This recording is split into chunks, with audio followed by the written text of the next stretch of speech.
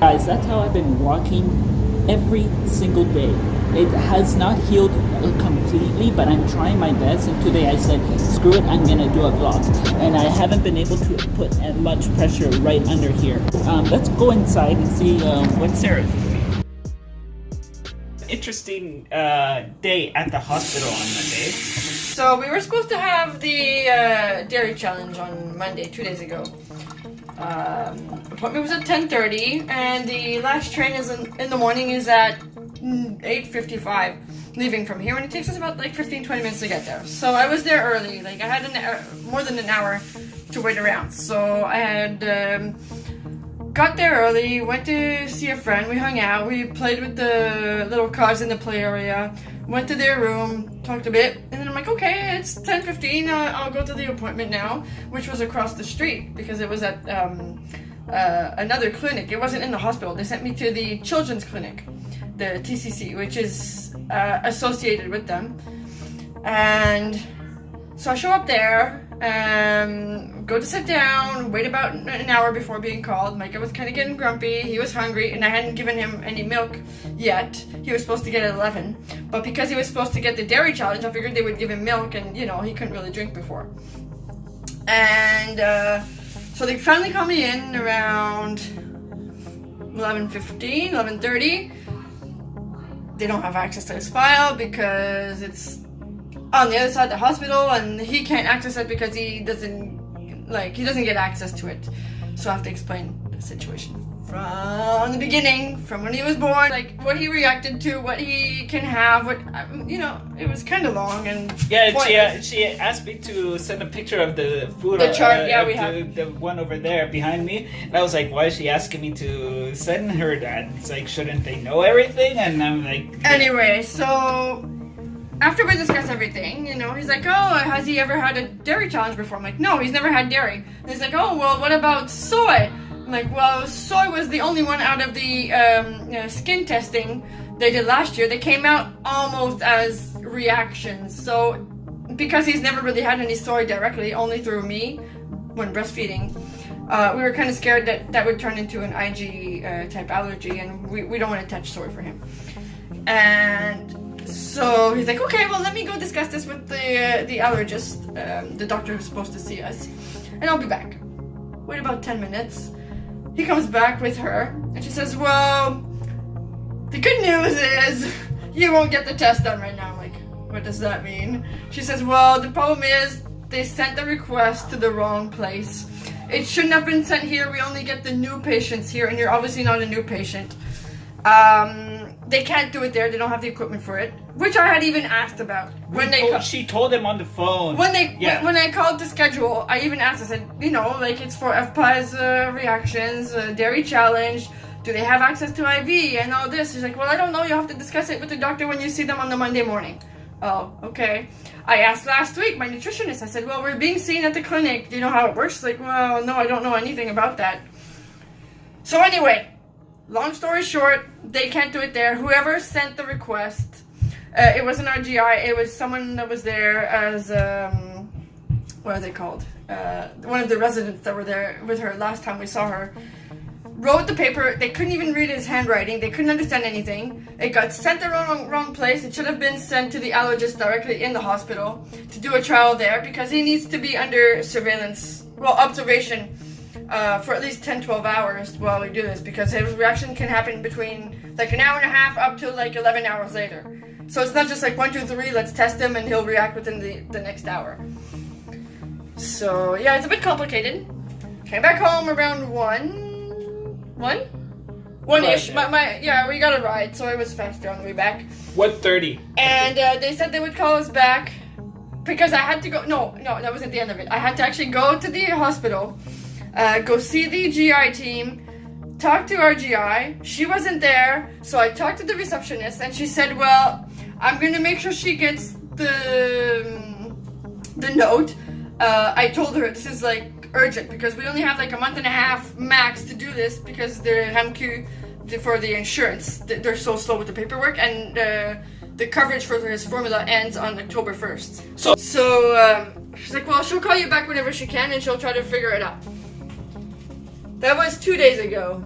No call yesterday, no call today, and it's 6:30, so I'm guessing no call.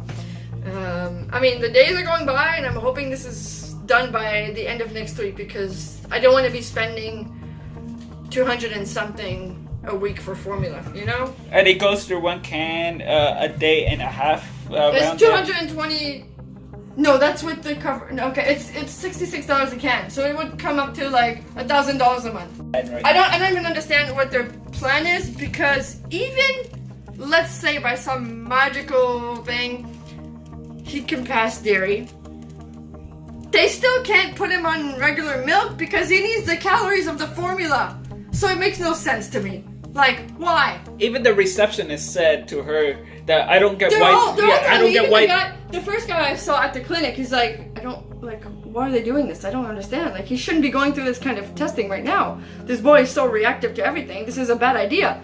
And then our GI, the nutritionist, everybody else were like, I'm sorry, we have no choice, but we don't want to, but there's no choice. The Hamki refused unless we do this. So, like, Yeah, I don't know why they're doing this to a kid that really needs it. It's well, I think because they thought that he's almost 3, he should be able to be on regular cow's milk. But because he only has 5 safe foods, which are, like, there's no protein in there, it's fruits and veggies. He can't just have fruits and veggies and, like, 3% milk, you know? Like, where's he gonna go with that? He needs the nutrition from a formula. So why? Why this testing? I don't get it. I don't know either. And in case you guys are new to the channel, I see a few new people. You guys will understand if you go to the link down below about the story was written last winter about Micah, about all of his food allergies. And, and by the way, yeah. we had gone up to 6 foods recently. We're down to 5. Butternut squash is a definite no. I had tried pushing through, thinking, oh, maybe that's not it. Maybe he's just reacting to something else. But it's obvious now. We've done some like challenges, like where we would like not give it for a few days and then give it again, and he would react again. So yeah, we're down to 5. I mean, we should have known. He every time he gets the squash, he will get very angry. He's not sleeping well. He talks in like crazy. He goes through a diaper every hour, even during the night. It's like non-stop. He's not himself. He's just, you know.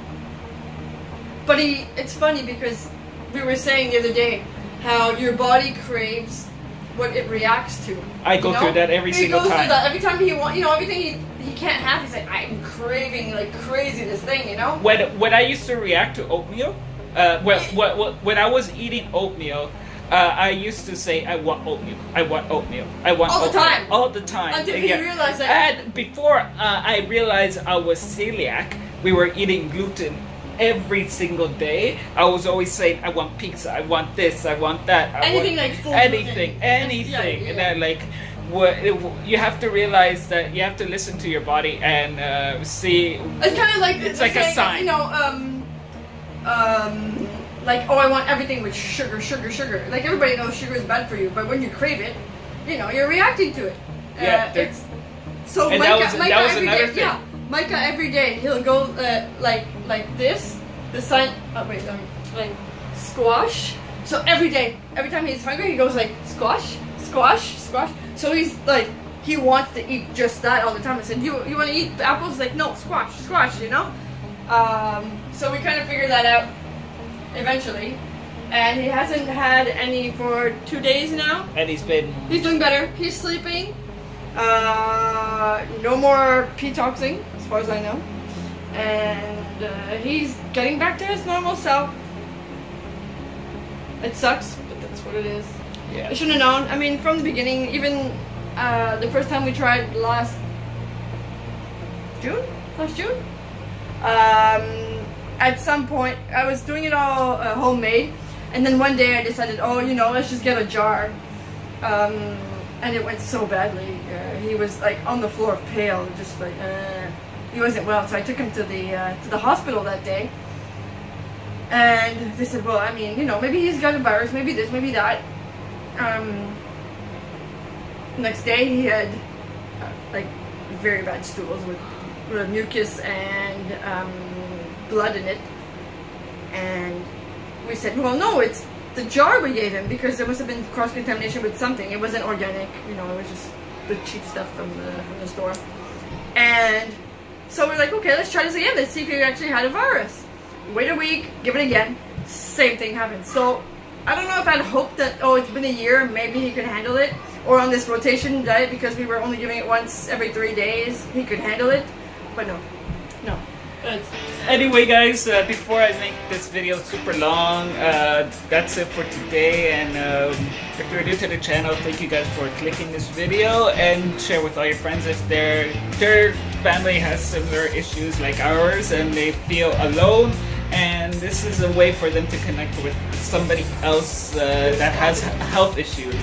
So anyway, that's it for now. Thank you for watching, and keep watching. Bye!